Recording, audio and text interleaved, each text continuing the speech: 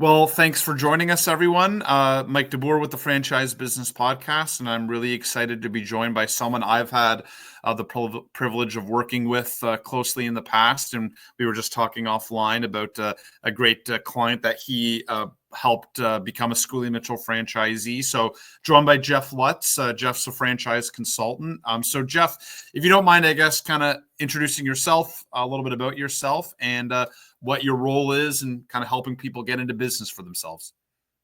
Sure, absolutely. Well, thank you, Mike. I appreciate the opportunity. So my role, I'm the owner and founder of Pinnacle Franchise Group.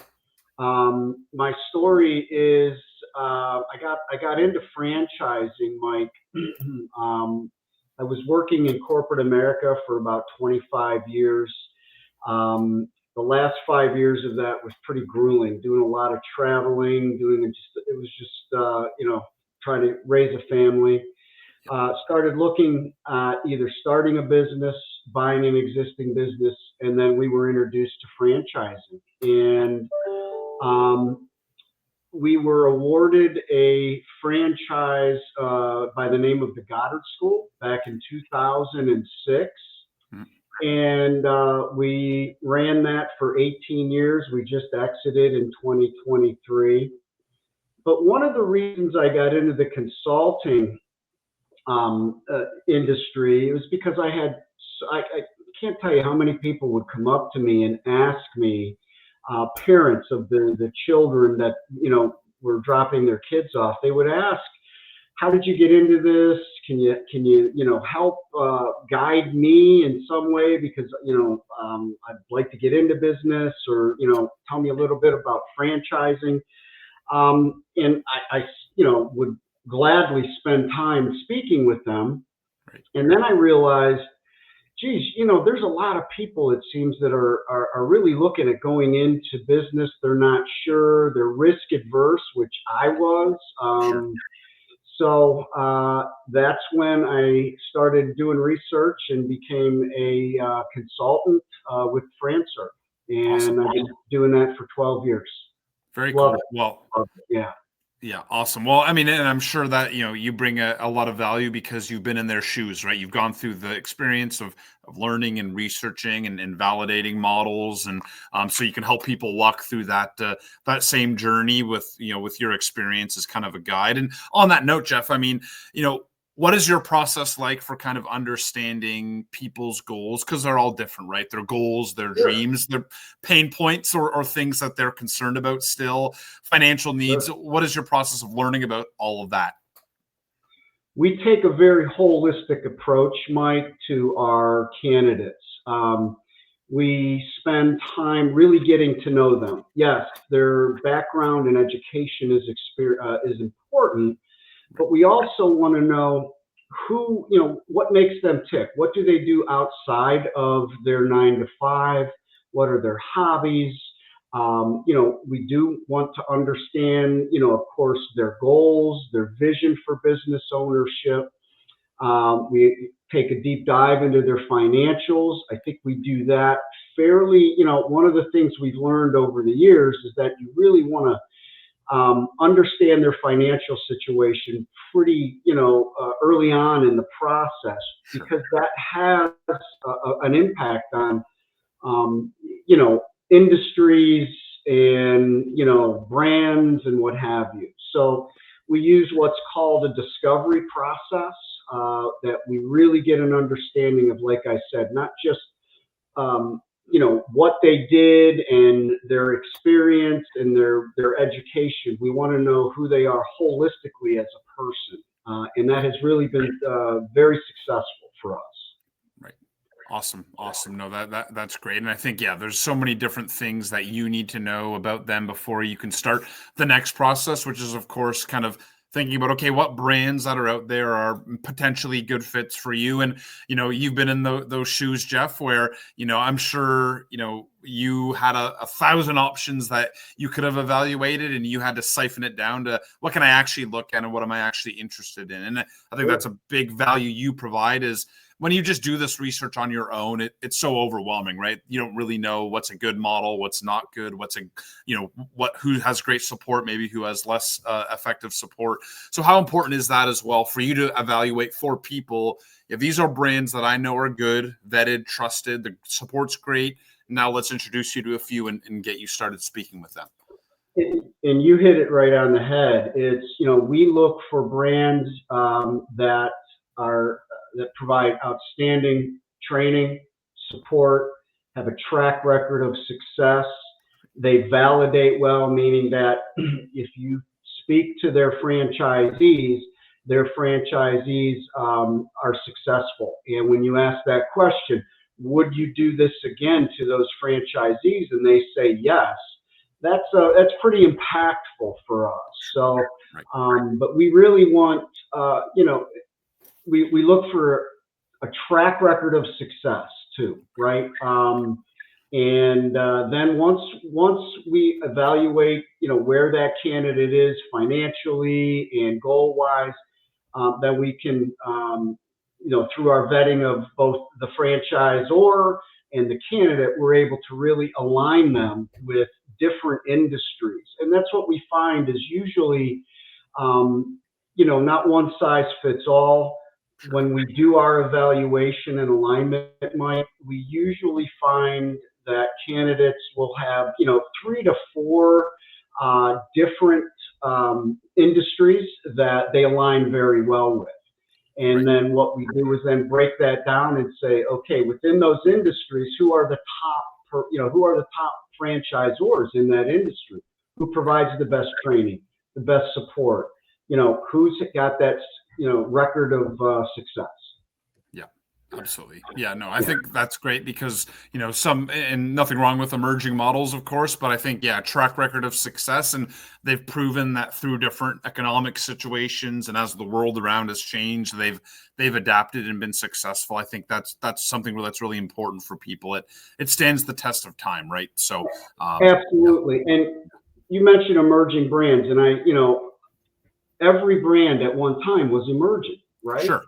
Every brand at one time was emerging. Right. And that's part of our assessment is what is their risk tolerance, right? Are they okay with, an emerging brand that might only have 10 locations, but, we also evaluate what is their leadership like? How many years of experience in franchising does the franchisor have? And those kinds of things. So, yeah. Absolutely. Now, Jeff, one of the questions I like to ask is, I'm sure you've had clients that everyone has challenges, right? I don't think this is ever a linear journey, but any example that comes to mind of kind of someone that had challenging circumstances, or it was just, things came up in the process, but you got there, they got in a model and they've been successful in that model since joining? Well, one that you mentioned and we spoke about was Youssef, right? He had some challenges, and I knew right out of the gate with his background and where he was logistically, location-wise, he was a great fit for Schoolie. And,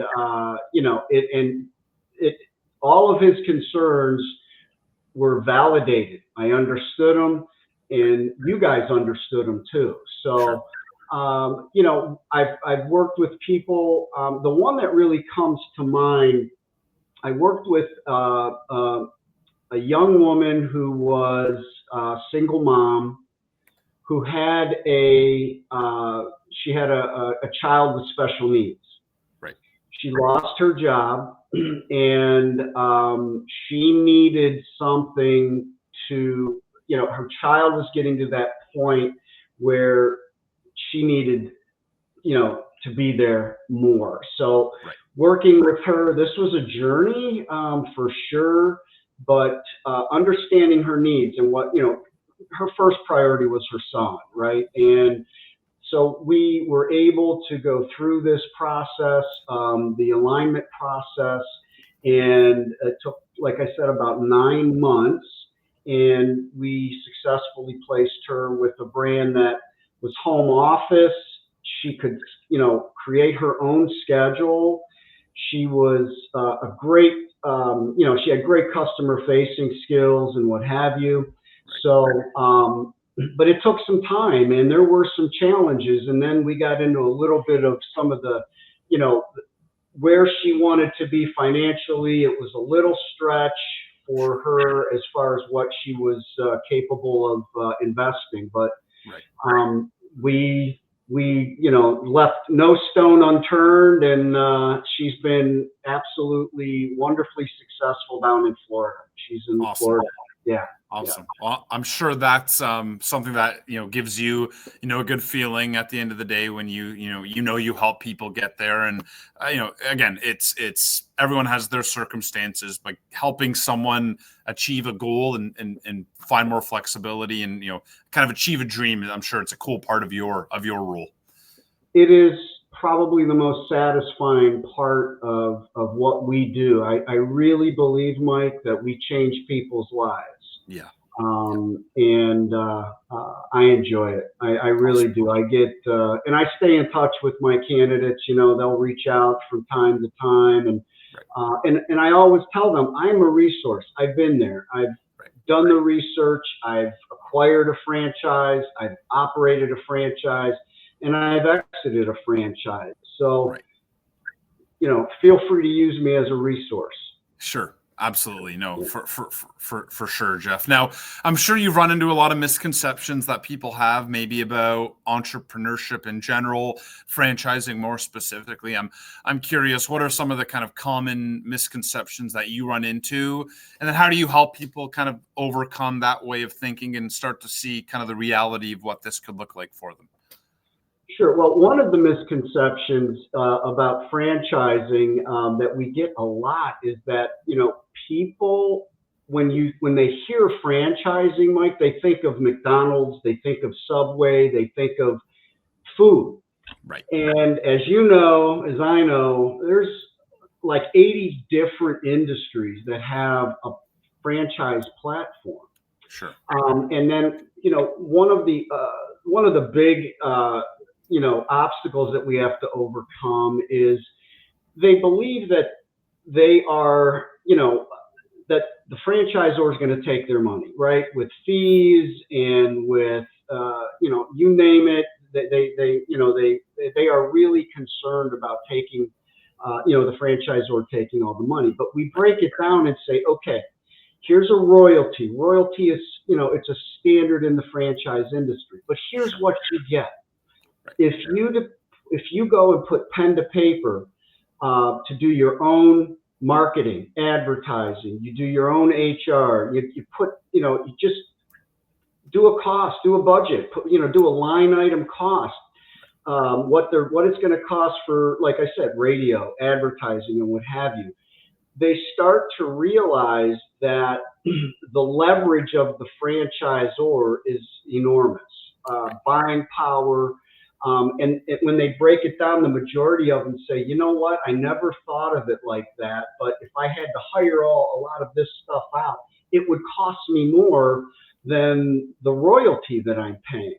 Right. So we really help them break it down because there's value. It's just not, a lot of people think, well, they're just taking my money, and that's not the case. Sure. With good franchisors, Mike, as you know, that's not the case. They invest that money back into their organization, and that is going to continue to help their franchisees be successful. Right. Absolutely. Yeah. It's one of those things where I evaluate, right. Are they adding support? Are they improving their marketing? Are they bringing new tools into the business? All of those things show you that they're reinvesting that money. And I mean, they're incentivized to make sure that franchisees are as successful as possible, right? A good franchise model will do their best to make that happen. So I look at it like, I tell people, you got to look at this like you're going into business with this franchisor. You are going into business with them. Right. And, good franchisors have skin in the game. Yeah. They need their franchisees to be successful. All ships are going to rise, and they do, the good franchisors out there really spend the time and the effort to help their franchisees be successful. Right. Absolutely. Couldn't agree more.